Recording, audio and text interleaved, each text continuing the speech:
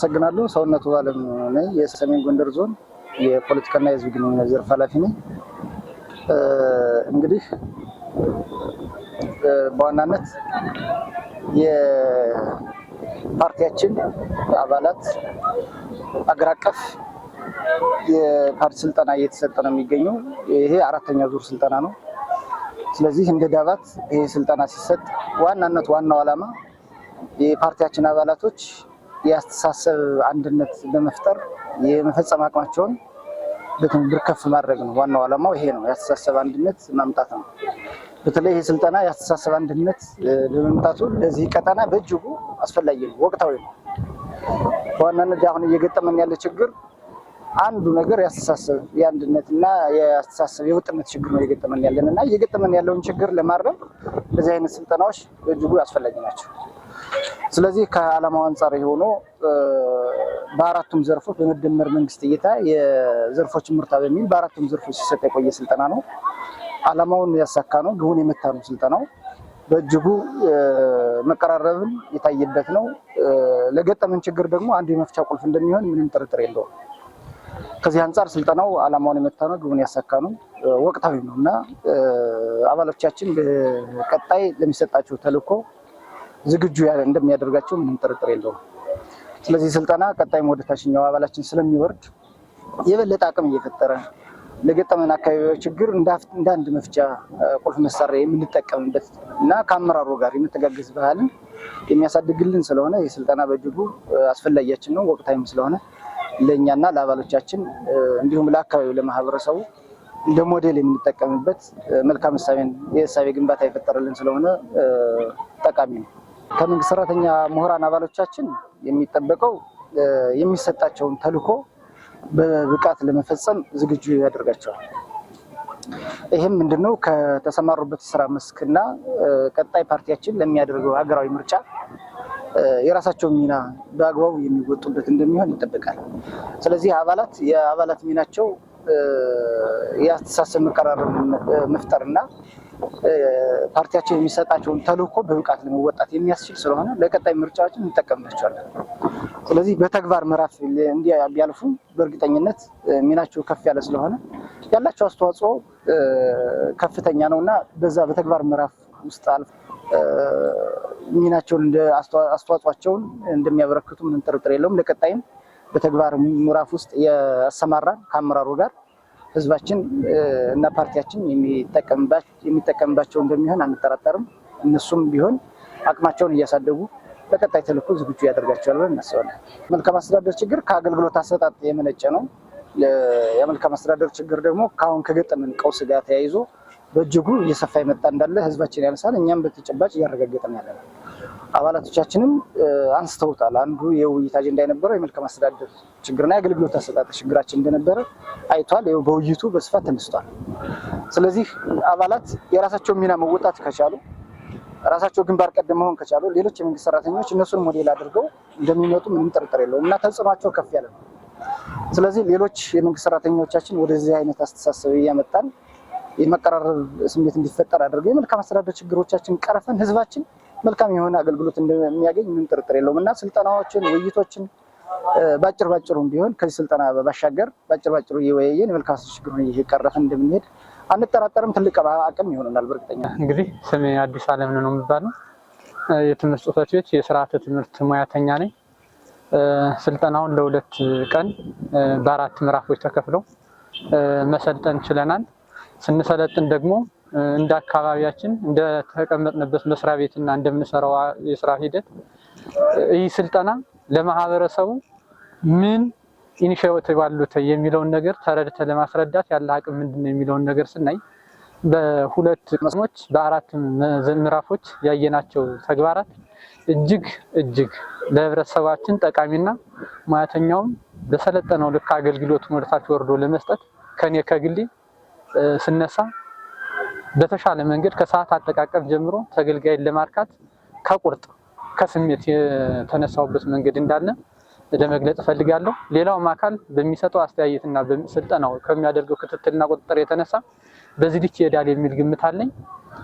ይሄ ደግሞ የግድ ነው። የመጡት መስፈርቶችም መመሪያዎችም ህዝባችንን እናገልግል፣ እንስራ፣ እንተባበር፣ እንተጋገዝ፣ ሰላምን እንጠብቅ የሚሉ ስለሆኑ እነዚህን ነገሮች ወደ ውስጥ አስገብቼ ስልጠናውንም የተከታተልኩ መሆኑን ባጭሩ መግለጽ ፈልጋለሁ። ጨርሻለሁ። አመሰግናለሁ። እሺ፣ ያው ስሜ ዮሴፍ ይባላል።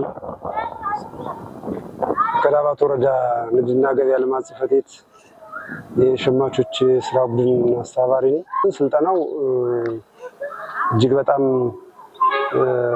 ግንባር ቀደም አባላትንም ከታች ያለው ማህበረሰብ በየደረጃው ያለው ማህበረሰብ ለመገንባት የሚያስችልና በተለይም ደግሞ ሀገራዊ እድገትን፣ ሀገራዊ ብልጽግናን፣ ሀገራዊ ምርታዊ ለውጥን ለማምጣት በተለይም ደግሞ ከኛ በኋላ ተነስተው በእድገት ምሳሌነታቸው የምናነሳቸው ሀገራት ተርታ ለመሰለፍ የሚያስችል ግንዛቤ ለማስጨበጥ የሚያስችል ስልጠና መሆኑን አግኝቼዋለሁ።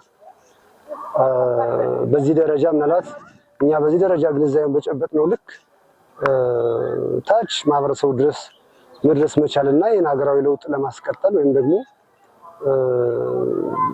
ካለንበት ደረጃ አንድ ደረጃ ከፍ ለማለት የሚያስችል የስልጠናውን በአግባቡ ላይ መሬት ለማስነካት የሚያስችል ስልጠና ወስዶ ሁሉም ለለውጡና ለእድገቱ መረባረብ ከቻለ ስልጠናውን በአግባቡ ተረጎምን ብሎ መናገር ያስችላል ማለት ነው።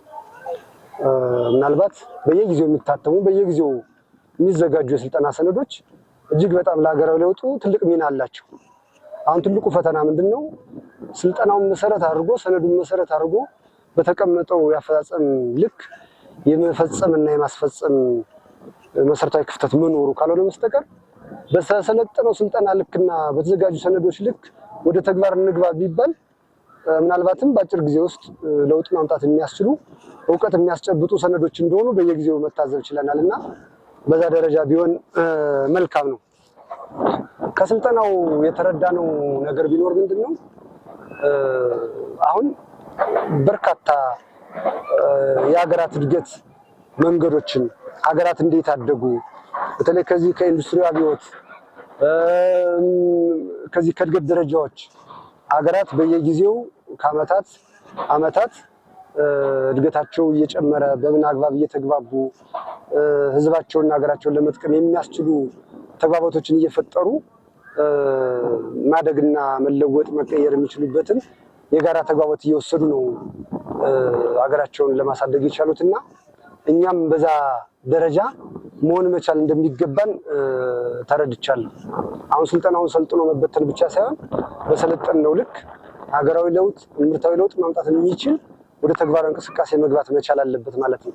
በተለይ ግንባር ቀደሙ አካል ተብሎ የሚታሰበው ይሄን ኤክስቴንሽን ይሄን ተግባር ማስፈጸም የሚችል የሰው ኃይል ደግሞ በዛው ልክ መፈጠር መቻል አለበት። አሁን ሰልጥኖ መበተን ብቻ አይደለምና በዛ ደረጃ የሚመጥን በስልጠናው ልክ አንድ ደረጃ ሀገራችን ሊለውጥ የሚችል አቅም ፈጥሮ በተግባራዊ እንቅስቃሴ ገብቶ ተግባር ማምጣት ሲቻል ነው እንግዲህ ስልጠናው መሬት ነካ ተብሎ የሚታሰበውና በዛ ደረጃ ሁሉም መዘጋጀት መቻል አለበት የሚል እምነት አለ። ምናልባት ከዚህ ስልጠና ማግስት ከሰልጣኙ ምን ይጠበቃል? ስልጠናውንስ በተግባር ለመተርጎም በተለይም ከዚህ ከአገልግሎት አሰጣጥ አኳያ ከሲቪል ሰርቫንቱ ከአባሉ ከግንባር ቀደሙ በየደረጃው ካለው አገልጋይ ሲቪል ሰርቫንት ምን ይጠበቃል የሚል ጥያቄ ያስነሳል ማለት ነው። እሱን ተግባራዊ ለማድረግ ምናልባትም አገልግሎት አሰጣጥ የመጀመሪያ የመንግስት የመጀመሪያ ቁልፍ አጀንዳ ነው።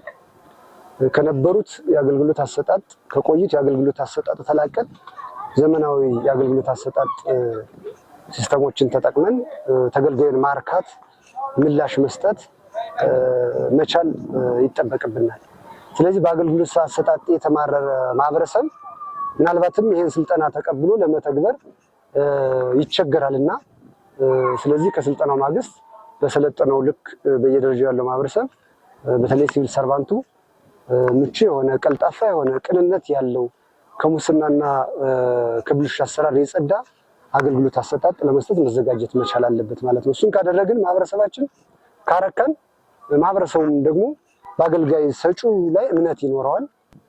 ምናልባትም የተሰጠው